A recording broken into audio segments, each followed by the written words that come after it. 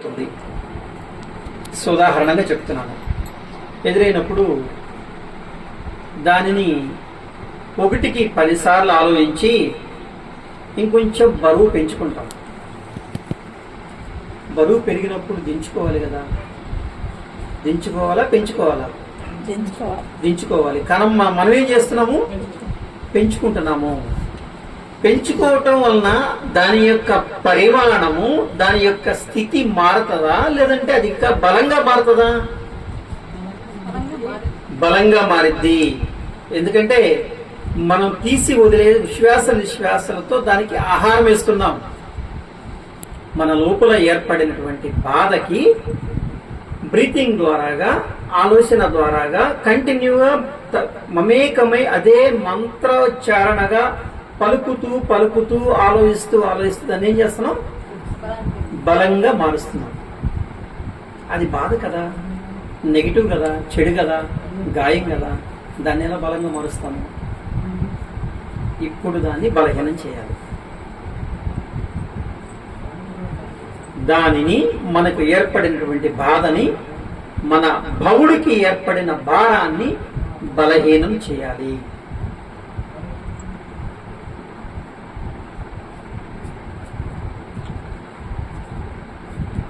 ఎలా చేయాలి? ఏ విధంగా చేయాలి? బలహీనం ఆ సమస్యను ఎలా చేయాలి? తీర్తే కదా అయ్యేది బలహీనం.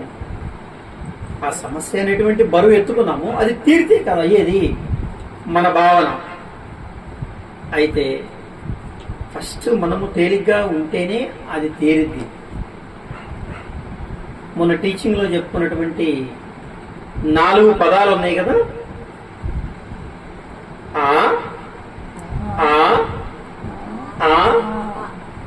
నాలుగవ ఆ. ఆనందము, ఆరోగ్యము, ఆయుష్, ఆర్థికం. ఇది రివర్స్ చేసి ఏం చేశాడు మనిషి? ఆర్థికంగా బాగుంటాయి కదా సార్ బాగుండేది, ఆనందంగా ఉండేది. ఆర్థికంగా బాగుంటేనే కదా ఆరోగ్యం ఉన్నా, ఆయుష్ ఉన్నా, ఆనందం ఉన్నా. డబ్బుంటేనే బాగుంటారు లేదా బాగోరు. ప్రోగ్రామ్ చేసుకున్నారు. అది నిజమో కాదో మన అనుభవంలోకి వచ్చేదాకా తెలియదు మనకి. సరే, ఇప్పుడు ఈ 4 ఆలు మనిషి లోపల సంపూర్ణం అవ్వాలి. సంపూర్ణం అవ్వాలంటే బౌడికి బరువెత్తాలా, బౌడికి తేలికగా ఉంచాలా? బౌడంటే మన మనసు, మనం అనుకునేటువంటి బాగా అర్థమయ్యే భాషలో మన మనసుకి బరువు వేయాలా, మన మనసు తేలిగ్గా ఉంచాలా? చక్కగా ఈ ప్లేట్ నిండా పువ్వులు తీసి పెట్టారు. ఏడకొంచెం ఆడకొంచెం వేసేస్తే మనోహరం వచ్చేసి సింగిరెగిరి వేసారు. మనసుకంతా చిరాకుగా ఉంది. నీట్గా సర్దితే ఎంత బాగుందో చూడటానికి. ఇప్పుడు మనసు ప్రశాంతంగా ఉంది. అంటే అస్తవ్యస్తంగా ఉంటే దానికి పెట్టిన పేరు మనశ్శాంతి లేదు. అది మనం అనుకునే రీతిలో దాని యొక్క రూపము, దాని యొక్క స్థితిగతులు ఖచ్చితంగా ఉన్నాయి అనుకో. వ్యక్తి అయినా, పరిస్థితి అయినా, జీవితమైనా, దానికి పెట్టిన పేరు మనశ్శాంతిగా ఉన్నాము. మరి బౌడికి బరువు తగ్గించాలి కదా. మనం వేస్తున్నామే కానీ తగ్గించటం లేదు. పంపుతూనే ఉన్నాము. విసర్జక క్రియ లేదు మనసులోకి. ఏమవుతుంది? మనసు కనెక్ట్ అయి ఉన్నటువంటి ముఖ్యమైనటువంటి అవయవాలు కొన్ని ఉన్నాయి ప్రతి మనిషికి. మనసుకి కనెక్ట్ అయి ఉన్న, బౌడికి డైరెక్ట్ కనెక్టివిటీ ఉన్నటువంటి ఆర్గాన్స్. ఈ ఏలు పోయింది, ప్రాణం పోద్దా? ఈ చెయ్యి పోయింది, ప్రాణం పోద్దా? మరి గుండె పోయింది, ఏమైంది? ప్రాణం పోద్ది. బౌడుకి కనెక్ట్ అయినటువంటి ముఖ్యమైన ఆర్గాన్ ఏది? మనిషి యొక్క గుండె.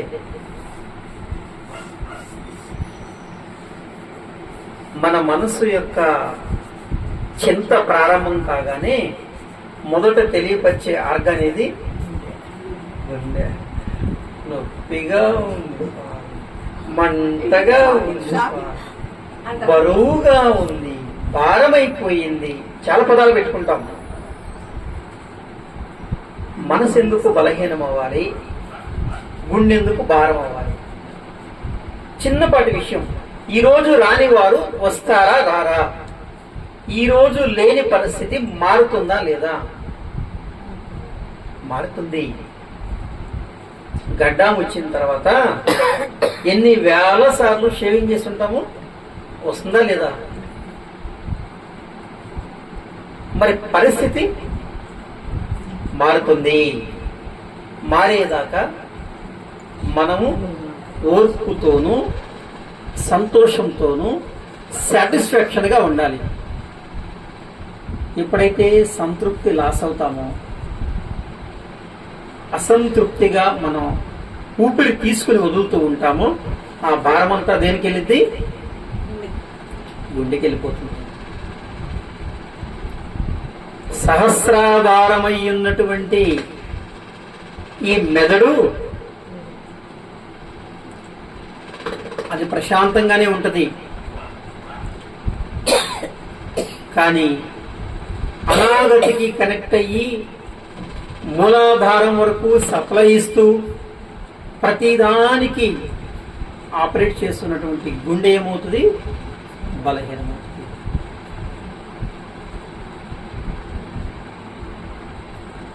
ఆ హక్కు భవతికి ఉన్నటువంటి ముఖ్యమైన మూలమైనటువంటి ఆ పునాదిని కదిలించే హక్కు ఎవరిచ్చారు మనకి?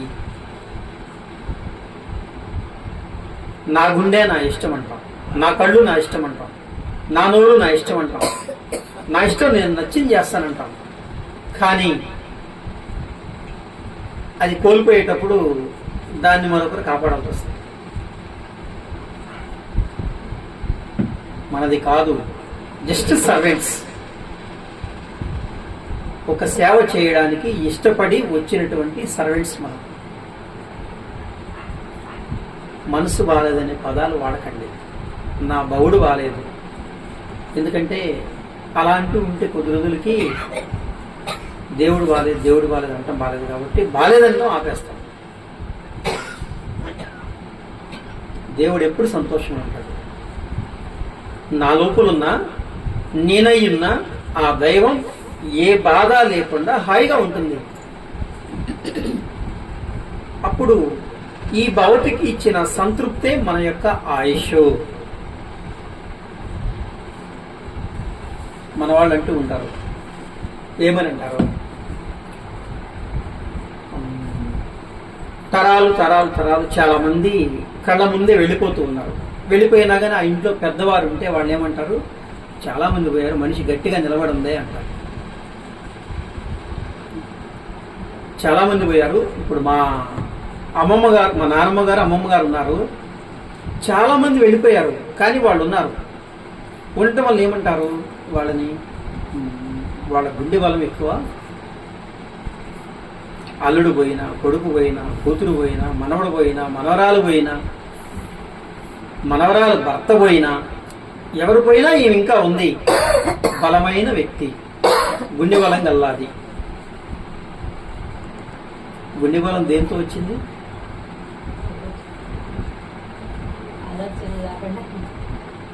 మనసుని డిస్టర్బ్ చేసుకోవట్లేదు. ఎన్ని జరిగినా వాస్తవంలో వారు ఉన్నారు కాబట్టి, జరుగుతున్న పరిస్థితులకి వారు కారణం కాదు కాబట్టి, వచ్చే ప్రతి పరిస్థితి చేర్పులు మార్పులు ఉంటాయి కాబట్టి, ఆ జ్ఞానాన్ని ఎరిగి ఉన్నారు కాబట్టి ఆ తరం వారు ఎలా ఉన్నారు? పటిష్టంగా బలంగా ఉన్నారు.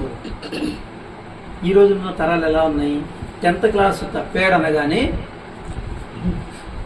వాడు పోయి చిన్న తాడు పట్టుకుని ఊరేసుకోవడము, ఇల్లు వదిలిపెట్టి పారిపోవడము. విషయం చిన్నదే, కొద్ది లక్షల రూపాయలు అప్పు ఉండగానే ఇంకేముందని ఈ అప్పు ఎట్లా కట్టాలి, ఎట్లా అయ్యేదని చెప్పని తనువు చాలించడం చేస్తూ ఉంటారు. అంటే మనసు బలహీనమైపోయింది, వారి యొక్క బౌడు బలహీనమయ్యాడు. అసలు గుండెనే బలహీనం చేసే హక్కు మనకు లేదంటే బౌడును బలహీనం చేసేటువంటి హక్కు మరి ఉందా మనకి? వస్తుంది గాలి, పీల్చే వదిలాము, వచ్చిన గాలిని ముక్కలు పెట్టేసి ఇలా పెట్టేశాము. బయటకు పోకూడదు, దాకా వచ్చావు నా దగ్గరికి, నా లోపలికి వచ్చావు కాబట్టి కదలవాకు నువ్వు అని ఆపేశాము. ఏమైంది? శ్వాస దిగ్బంధం చేస్తే ఏమైంది? ఆ శ్వాసే ప్రాణం తెస్తుంది, గ్యాంగ్రీన్ ఫామ్ అయిపోతుంది. చాలా తేలికైన విషయం, అతి చిన్న సునిశ్చితమైన సూక్ష్మమైన విషయం మనం మిస్ అయింది. ఆ మిస్ అయిన విషయాన్ని కరెక్ట్గా గనక క్యాప్చర్ చేయగలిగితే, బంధించగలిగితే, ఫోన్లో ఫోటో తీస్తున్నాం కదా, ఫోన్ ఏం చేస్తుంది? ఆ ఫోటోని బంధిస్తుంది. మనం కూడా ఆ సూక్ష్మమైన జ్ఞానాన్ని గనక బంధించగలిగితే మన గుండె బలం, మన మనస్సు బలం, మన ఆయుష్ బలం, మన ఆరోగ్యం పటిష్టంగా బలంగా ఉంటుంది. సింపుల్.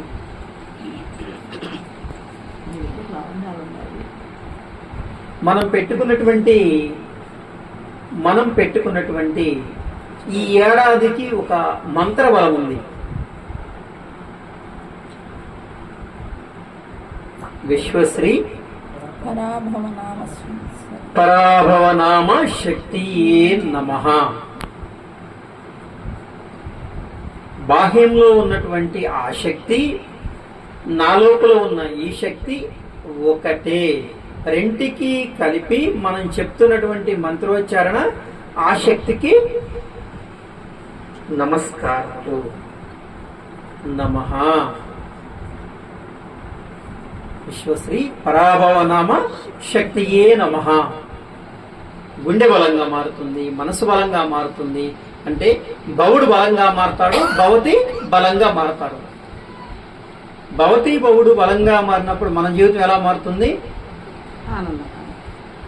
మన ఆయుష్ ఏమవుతుంది? మన ఆరోగ్యం అవుతుంది, పెరుగుతుంది. ఉదాహరణకి జ్వరం వచ్చింది, సరే ప్రాక్టికల్గా చూద్దాం. ప్రమీళ గారు, ఓంశాంతి గారు పోటీ పడి తగ్గుతున్నారు. ఇప్పుడు ఏం చేయాలి? వారి భవతి అహం అహం అహం అంటుంది భవతి. అప్పుడు ఏం చేయాలి? విశ్వశ్రీ పరాభవనామ శక్తియే నమః. విశ్వశ్రీ పరాభవనామ శక్తియే నమః. నేనే చెప్తున్నాను, మీరు చెప్పరేం స్వామి? విశ్వశ్రీ పరాభవనామ శక్తియే నమః. చెప్పినట్టు చెప్పాలి. ఆ పదం పలికినప్పుడు నా లంగ్స్ ఏమవుతున్నాయి? వ్యాకోశిస్తున్నాయి, సంకోశ వ్యాకోశాలు చెందుతున్నాయి, వెడల్పుగా అవుతున్నాయి, తిరిగి దగ్గరకు అవుతున్నాయి. దాని లోపల ఉన్నటువంటి మిగిలిపోయిన మలినాల యొక్క కఫయుక్తమైన మలినాలు ఏమవుతాయి? బయటకు వస్తాయి. కళ్ళు మూసుకున్నారండి. విశ్వశ్రీ పరాభవనామ శక్తియే నమః.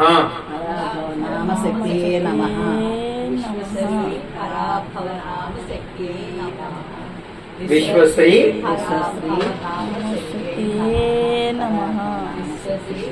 పరాభవనామ శక్తియే నమః. శ్రీ పరాభవనామ శక్తియే నమః. రైట్. మీకు అర్థమవుతుందా? ఈ మధ్యలో ఉన్నటువంటి అనాహతి చక్రం దగ్గర సాగుతున్నట్టు, దగ్గరకు వస్తున్నట్టు తెలుస్తుందా? ఎక్కడ తెలుసు సార్? మాకంతా చర్మం మందం అయిపోతేనో ఎక్కడ కనిపెడతాం? నాకు అర్థమవుతుంది అనుభూతి. విశ్వశ్రీ పరాభవనామ శక్తియే నమః. నేను పరాభవనామ శక్తియే నమః అనగానే ఇక్కడ నుంచి నా రిధం ఎక్కడి నుంచి వస్తుందంటే మధ్య నుంచి వస్తుంది. నాభి నుండి ప్రారంభమవుతుంది. అంటే వీళ్ళు అనలేదుగా అంత బారు. అనలేదు, భావనాత్మకంగా అనలేదు. ఇప్పుడు ఉదాహరణకి ఒక అధికారి ఉన్నాడు, 100 మంది పనివాళ్ళు ఉన్నారు. ఆయన ఏమైనా చెప్తే ఏం చేస్తారు? వీళ్ళు చేస్తారు. మనం చెప్తే చేయరు. లోనుంచి చెప్తే బాహ్యానికి పని జరుగుతుంది, పెదవుల నుంచి చెప్తే పని అవ్వదు.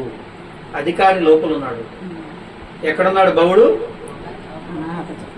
భవుడు ద్వారా నాదం రావాలి, భవుడు ద్వారాగా నాదం రావాలి. అది భవతి వినాలి. ఏమే ఒక కప్పు కాఫీ పెట్టు అని అంటే మావిడి పెట్టింది. పక్కింటి ఆమె పిలిచి ఏమే కప్పు కాఫీ